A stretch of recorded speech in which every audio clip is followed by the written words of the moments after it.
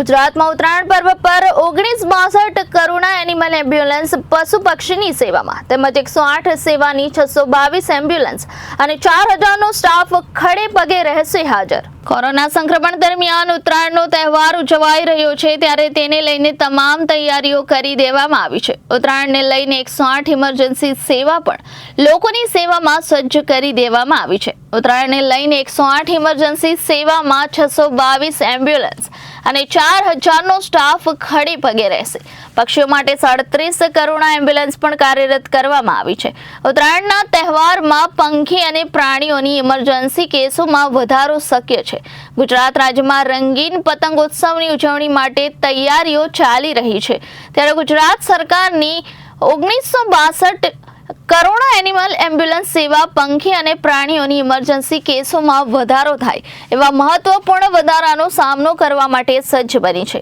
છેલ્લા કેટલાક વર્ષોના તથ્ય અને વિશ્લેષણના આધારે 14 જાન્યુઆરી 2025ના રોજ અંદાજે 1476 ઇમરજન્સી કેસ નોંધાવાની શક્યતા છે।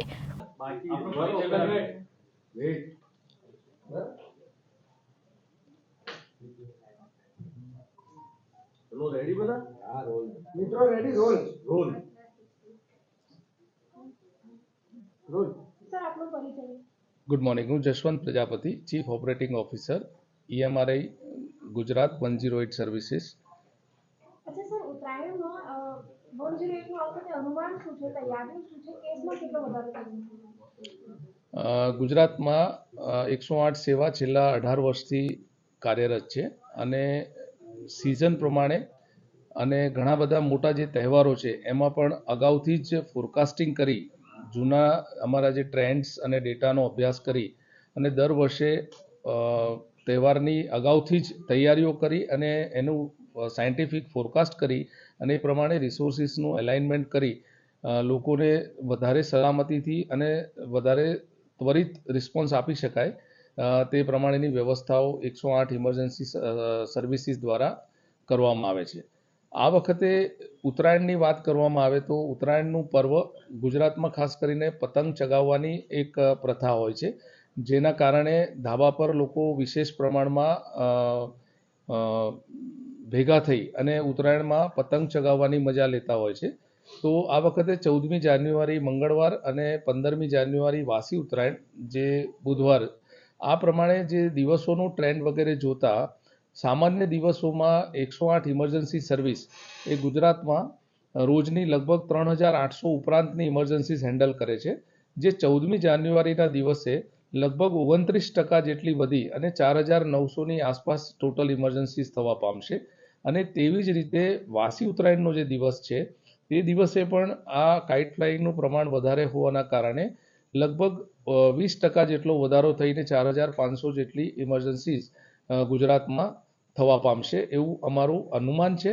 અને તે અનુમાન મુજબ વધનારા કોલની સંખ્યાને પહોંચી વળવા માટે અમારા અમદાવાદ કઠવાડા ખાતે આવેલા કોલ સેન્ટરમાં વધારાના કમ્યુનિકેશન ઓફિસર્સ અને ડૉક્ટર્સ પણ અમે ERC ફિઝિશિયન્સ ઉપલબ્ધ રાખીશું।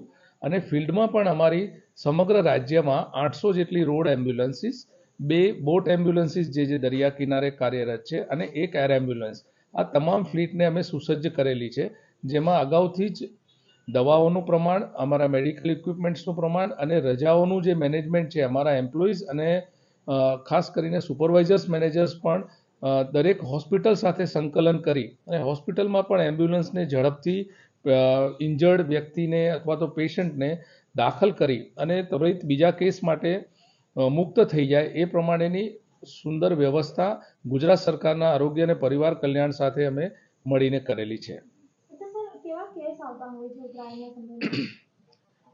ઉત્તરાયણના પર્વની જો વાત કરવામાં આવે તો ગુજરાતની અંદર જે પ્રકારોની વાત કરીએ તો સામાન્ય રીતે વેહિક્યુલર ટ્રોમા એટલે કે વાહન અકસ્માત અને નોન વેહિક્યુલર ટ્રોમા જેની અંદર fall from the height structural collapses કે નબળા છાપરા પરથી પતંગ ચગાવે ત્યારે પડી જવાના કિસ્સા ક્રશ ઇન્જરીઝ કે જેની અંદર પતંગનો દોર હાથમાં કે ગળામાં વાગવાથી જે ઈજાઓ પહોંચે છે એનું પ્રમાણ વધવા પામે છે।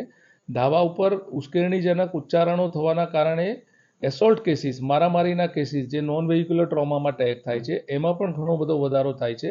અને વિશેષ રૂપે ઇલેક્ટ્રોક્યુશનના જે કેસીસ છે જેમાં ઇલેક્ટ્રિક તાર પર ફસાયેલી પતંગ કે દોરી કાઢવા માટે જો મેટાલિક રોડનો ઉપયોગ કરવામાં આવે તો પ્રાણઘાતક ઇલેક્ટ્રિક શોક લાગવાના કારણે પણ ઘણી બધી ઇન્જરીઝ ઉત્તરાયણના પર્વ દરમિયાન ગુજરાતમાં જોવા મળે છે. દર વર્ષે સર જે રીતના અકસ્માતો બનતા હોય છે અને રેસ્ક્યુ કરતા હોય છે, સારવાર માટે પહોંચાડતા હોય પેશન્ટને, એમાં ખાસ એનાલિસિસમાં શું નીકળ્યું છે એની અંદર સુધારો કરીને આ વખતે નવું શું કરવામાં આવશે? અકસ્માતની વાત કરીએ તો વાહનથી થતા અકસ્માત અને વાહન વગર થતા અકસ્માત એટલે ઈજાઓના કેસીસ, તો આ બંને પ્રકારના કેસમાં જોઈએ તો વેહિક્યુલર ટ્રોમામાં લગભગ અમારી પાસે રોજના 400 થી 450 કેસીસ ગુજરાતમાં રિપોર્ટ થાય છે, જે વધીને 121% વધારો થઈને 979 કેસ ગુજરાતમાં વાહન અકસ્માતના, અને સેકન્ડ ડે વાસી ઉત્તરાયણના દિવસે આ કેસ 597 જેટલા વધી અને એમાં 35% ઉમેરો અમને જોવા મળશે. અને જે નોન વેહિક્યુલર ટ્રોમા છે જે ખાસ કરીને સામાન્ય દિવસોમાં નાની મોટી ઈજાઓ થતી હોય છે એવા 388 કેસીસ છે, જેમાં 167% જેટલો વધારો થઈ ઉત્તરાયણના દિવસે આ 1038 જેટલા કેસીસ અમને મળે અને વાસી ઉત્તરાયણના દિવસે 687 જે લગભગ 77% વધારો છે એવું આપણે કહી શકીએ.